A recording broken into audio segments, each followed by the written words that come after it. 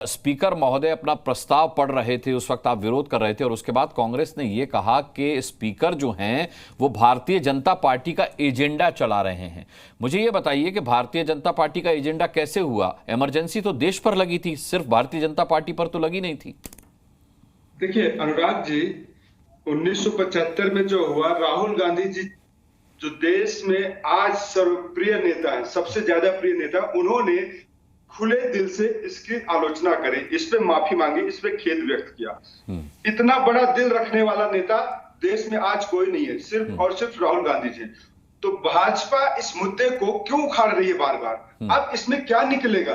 ये आज कम से कम 40-45 साल पुरानी बातें हो चुकी है। आज नरेंद्र मोदी जी एक तरफ गौरवान्वित महसूस करते कि हमें तीसरी बार सरकार बनाने का मौका मिला है, तो नरेंद्र मोदी जी अपनी कमियों को बताएं, अपनी अच्छाइयों को बताएं, उस मुद्दे पे बात करें। नहीं, जब आप लोग कहते हैं, सुनिए दीपक झा, जब आप लोग कहते हैं कि इस देश में 10 साल से अघोषित इमरजेंसी है, तो फिर याद दिलाना जरूरी हो जाता है कि इमरजेंसी अघोषित नहीं होती। इमरजेंसी वो होती है जो इंदिरा जी ने लगवाई थी।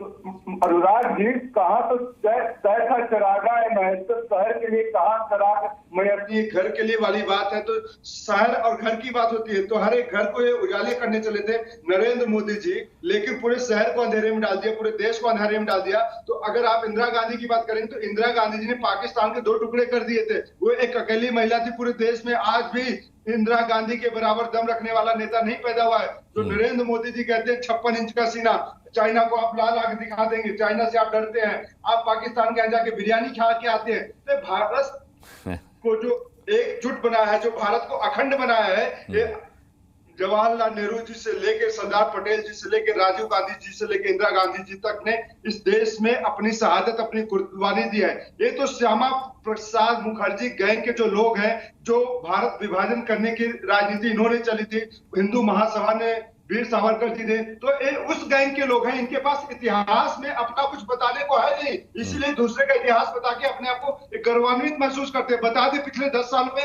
भाजपा की उपलब्धि क्या है। भाजपा ने हमारे जवान शहीद हो रहे हैं, चाइना के साथ शहीद हो रहे हैं, पाकिस्तान के साथ युद्ध हो रहे हैं, पुलवामा इनके साथ हुआ, पठानकोट इनके साथ होता है, उरी इनके साथ होता है, गुरदासपुर इनके साथ होता है। और तो और नई सरकार बनने के बाद देख लीजिए 15 दिन में क्या क्या हो गए। बच्चों के भविष्य के बारे में बात नहीं करेंगे। मैं एक बात बोलूंगा अनुराग जी, बहुत गंभीर मुद्दे के साथ, भाजपा निर्दोषों को मार रही है इस देश में, भाजपा देश के भविष्य को मार रही है। अगर आप विद्यार्थी, अरे भाई, आपके अपने लोग आपके साथ नहीं खड़े हुए आज और आप भाजपा पर तीर चला रहे हैं। मतलब ये तो वो वाली बात हो गई कि आपने कहा कि सब मेरे साथ आओ और आधे इधर जाओ, आधे इधर जाओ, और आपके साथ कोई मिला नहीं।